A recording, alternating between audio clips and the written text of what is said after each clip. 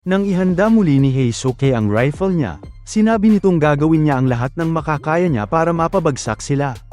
Sagot naman ni Kumenomi na mag-isip-isip daw ito at tignan ang mga pangyayari, sabay tawag sa kanyang worm.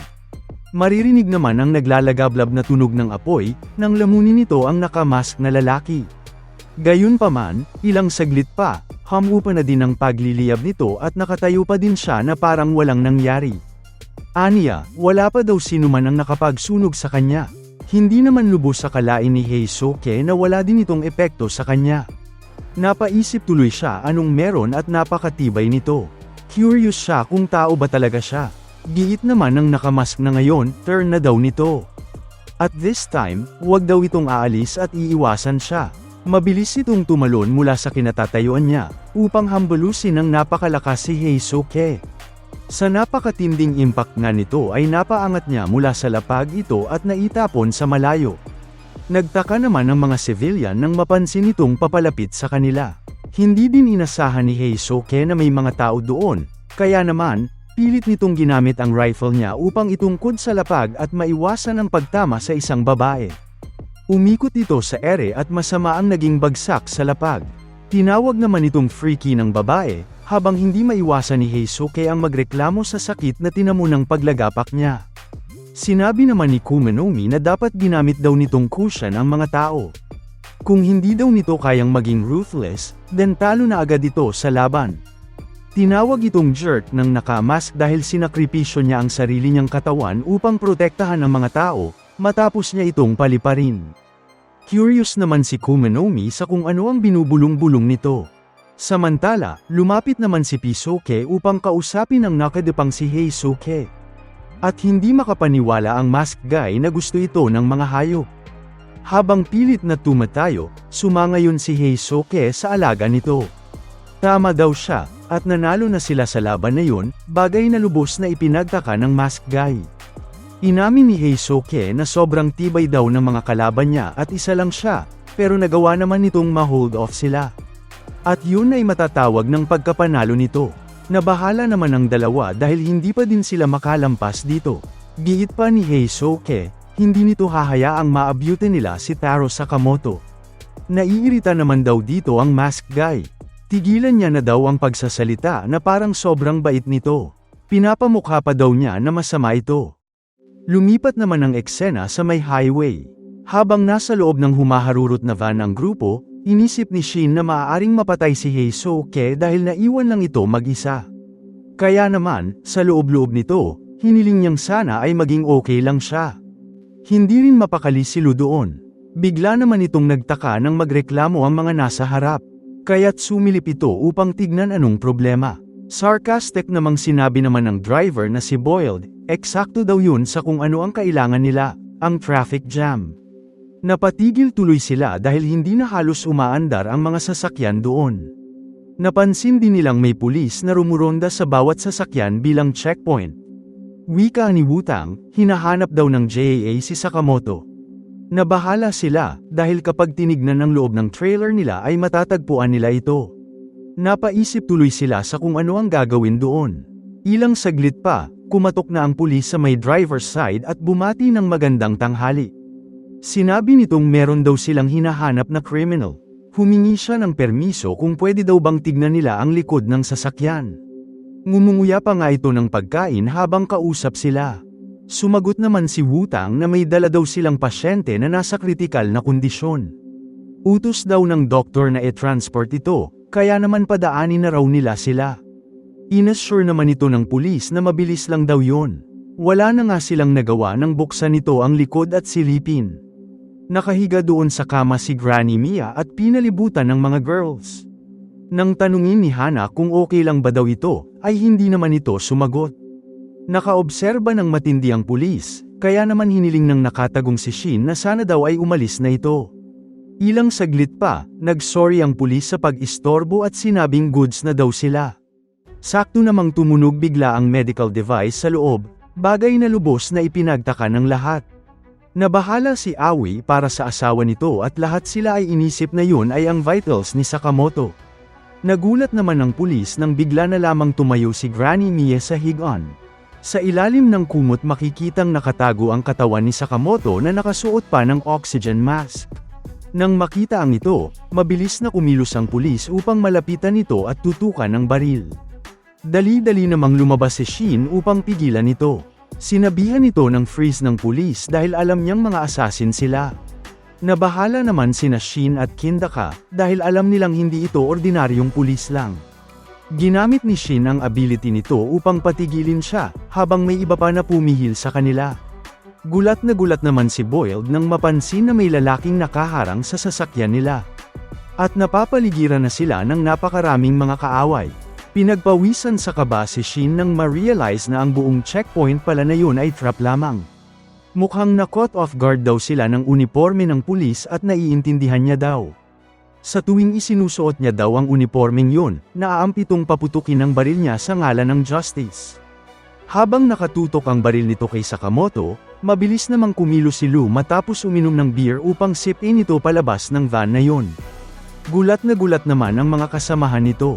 Dahil doon, napatilapon palabas sa likod ng pulis at sumunod naman dito si Lou, bagay na ikinabahala ni Shin. Gayunpaman, sinabihan ito ni Lou na umalis na daw. Habang sinisinok pa nga, inihabilin nito ang boss nila at ang pamilya nito sa kanya. Bumagsak sa may highway ang pulis at nakasunod dito si Lou na sinigawan naman si Shin na umalis na daw. Hindi naman makapapayag si Shin, pero hinayla na ito pabalik ni Aoi sa loob ng sasakyan. Inilabas ng pulis ang batuta niya at pinahaba upang gamitin laban kay Lou. Buti na lang at nakaiwas ito ng tirahin niya. Komento ng pulis, amoy alak daw siya. Sana lang at hindi daw ito underage. Habang umiinom ng super beer na may 90% alcohol, tinanong ni Lou kung mukhang bata daw ba siya at nagpasalamat dito. Nabahala naman ito nang masilip na napakaraming mga lalaki ang sumusugod papasok ng van nila, habang nakaharang naman si Shin doon. Yakap-yakap ni Aoi ang anak niya at handa namang kaharepan ni Shin ang lahat ng yon. Gayunpaman, bigla na lang may hamatak sa jacket na suot nito at sinabing umalis daw siya sa daraanan nito. At yun pala ay si Granny Mia, na walang kahirap-hirap na nagilitan sa leeg ang lahat ng nakahilerang kalalakihan sa likod ng sasakyan nila. Tumalon ito sa labas at pinabagsak ang karamihan doon. Gulat naman si Shin sa nasaksihan nito. Giit ng matanda, wag daw hamarang ang mga punks na yun kapag ang babae ay itinaya na ang kanyang buhay. Pinatatahimik niya sila at gawin na daw ang trabaho nila. Umalma naman si Kindaka at sinabing kailangan daw ito ni Sakamoto. Sagot naman niyang, nagawa niya na daw ang lahat para kay Taro. At nasa kanya na ang lahat. Tapos na daw ang trabaho nito. Gayunpaman, hindi pa din sila makapaniwalang nais nitong lumaban. Dagdag pa ni Boyle, hindi daw nila iiwan ang dalagang si Lou at ang isang matanda. Sinuntok naman ito sa mukha ni Wutang at sinabing, tigilan na daw nila ang pagsasayang ng oras, sabay tawag ditong losers. Hindi inasahan ni Boyle nang mapansin na humahagulgol na pala ito. Giit ni Wutang, pinili na daw ng young mistress ang path nito. Kaya naman, umalis na daw sila o siya mismo ang papatay sa kanila.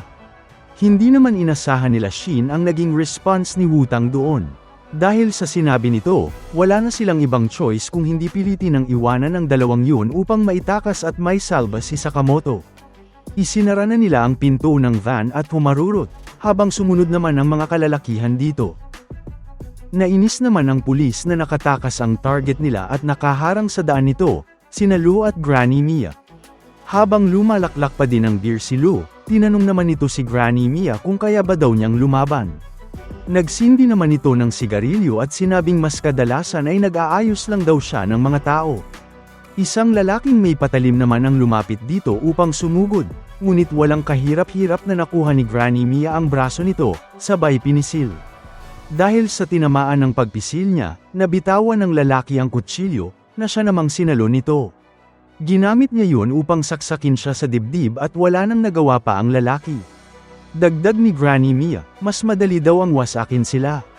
Tinawag naman itong old bag ng pulis, at aniya, kakailanganin daw nitong i-revoke ang lisensya niya. Too bad, sagot nito.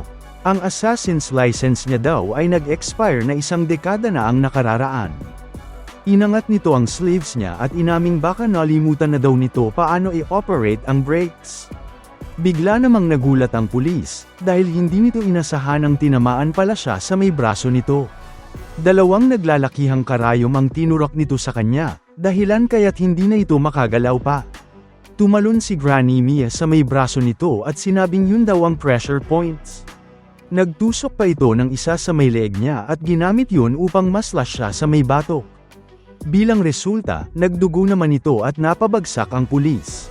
Samantala, tumalon na sa lapag si Granny Mia. Napabilib naman si Lou dito. Tinanong naman siya nito kung iinom lang ba daw siya doon.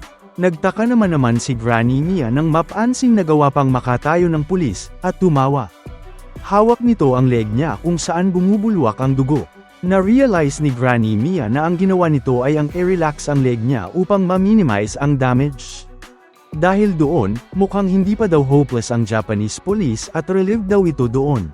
Tumingin naman ang pulis sa kanya at inaming ang hirap daw maging pulis, bagay na ipinagtaka ni Lou. Dagdag nito, binibigyan daw ang mga pulis ng abilidad upang pumatay ng tao, pero kailangan din daw nila itong kontrolin.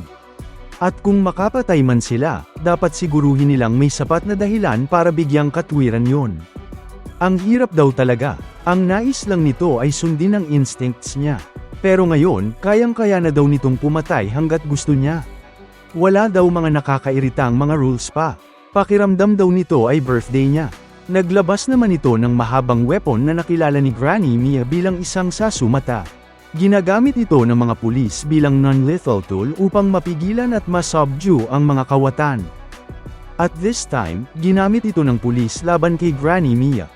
Buti na lang at mabilis itong nakakilos upang iwasan yon. Imbes na siya ang tamaan ay sa pader ito tumama. Ginamit ni Granny Mia ang kanang kamay niya upang bumwilo sa lapag at binanggit na ang excited daw nito sa birthday. Mukhang masaya daw ang maging bata. Nag-counter-attack naman ito, gamit ang isang sharp needle na nakaipit sa kaliwang kamay niya. Hindi inasahan ng pulis yun at nabahala ito nang makita yon. Dumiretso ang napakalaking karayom sa may pisngi ng pulis at nabutas ito.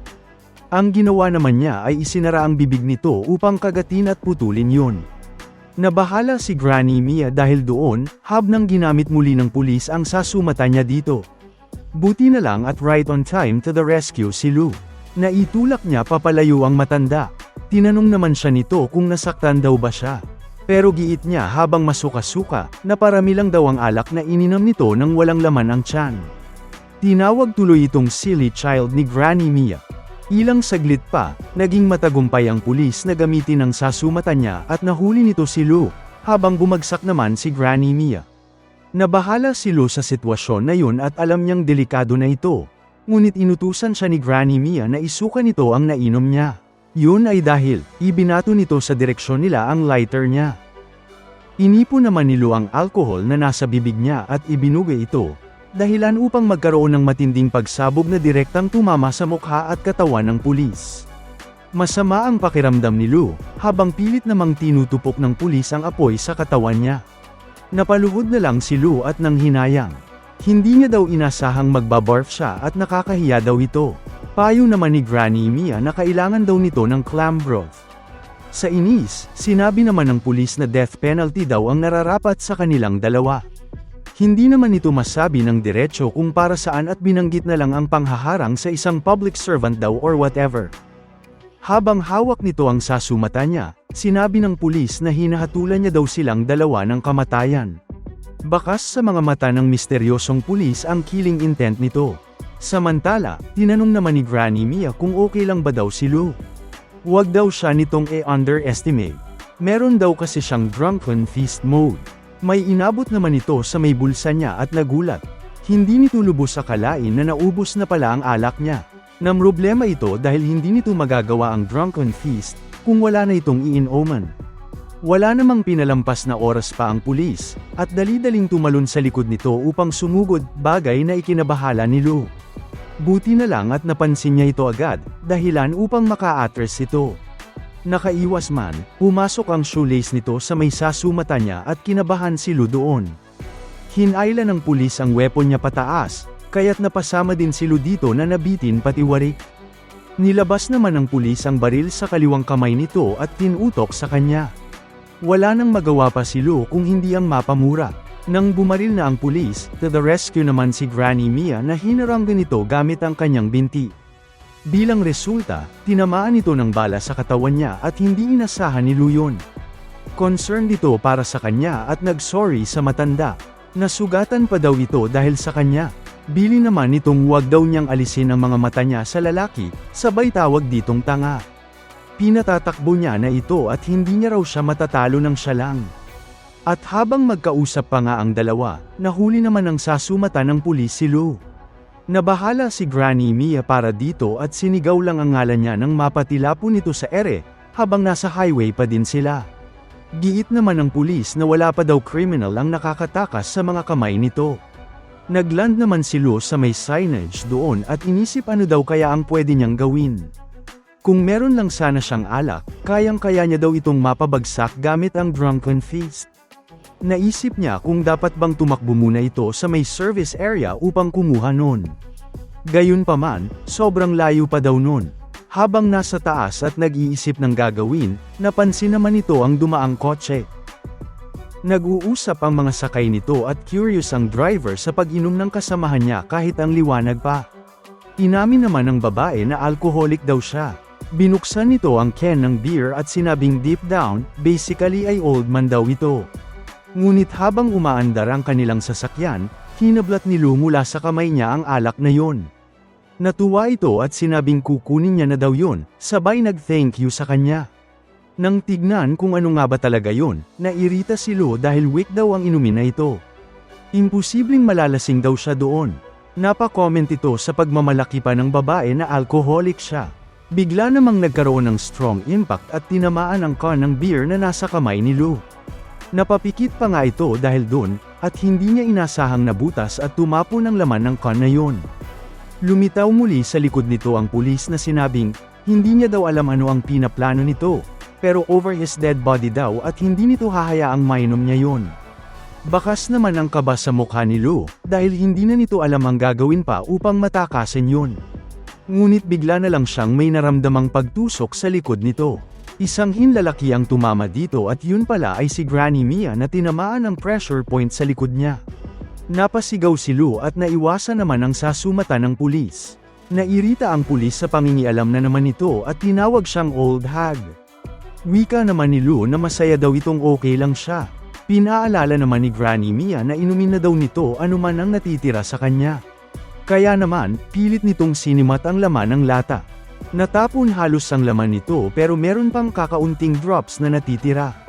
Nang dumampi ang kakapiranggat na alak sa bibig nito, sinabi ni Granny Mia na hindi na daw mahalaga pa yun.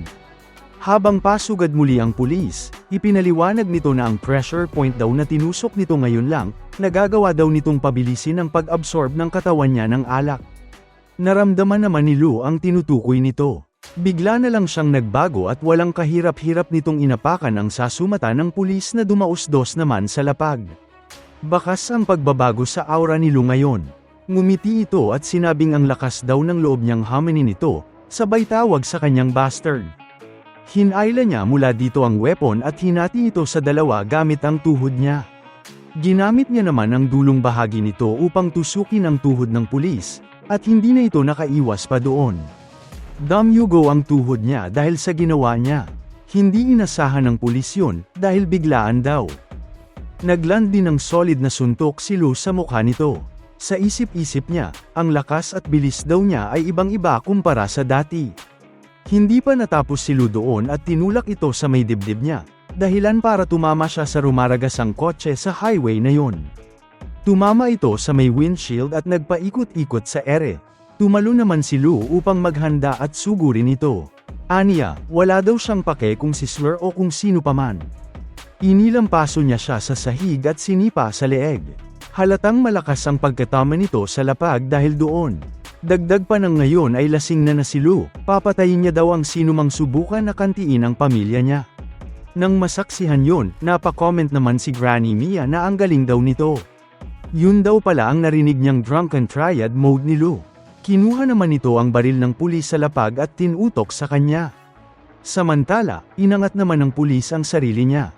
Giit ni Lou, ang nais niya lang daw ay isang mapayapang buhay. Pero kung haharanggan ito yun, wala itong makukuhang awa mula sa kanila. Habang sinisinok pa, pinanunumpa niya itong aatras na, at kung gagawin niya daw yun ay hindi niya ito papatayin. Sagot naman ng pulis na hindi niya daw naiintindihan. Bakit daw ito lumalaban ng ganun para lamang sa isang mapayapang buhay? Pinashut up naman ito ni Lou nang ailapit niya ang baril sa ulo nito. Sumagot lang daw siya ng oo o hindi, at wala nang iba pang salita. Nag-obserba naman ang pulis at habang nakatingin sa may paanan nito, sinabi niyang sa mga pelikula o manga, palaging inaasam ng mga kalaban ang buhay na walang hanggan. Pero hindi niya daw nakikita ang kahalagahan nun. Ang buhay daw kasi na walang sakit o walang takot sa kamatayan ay isang buhay na walang flavor. Humawak ito sa may vest niya at ginamit ang badge nito upang ma-reflect ang ilaw at mas ilawan si Lou. Napapikit naman ito dahil dun at sa sandaling panahon na yun, nagawa ng pulis na makatayo upang agawin dito ang baril. Pinaputok niya ito sa kanya, ngunit mabilis na nakaiwas si Lou. Nagulat naman ito nang may mapansin sa likod niya. Kumalansang ang kadena at yun pala ay ang poses na pagmamay-ari ng pulis.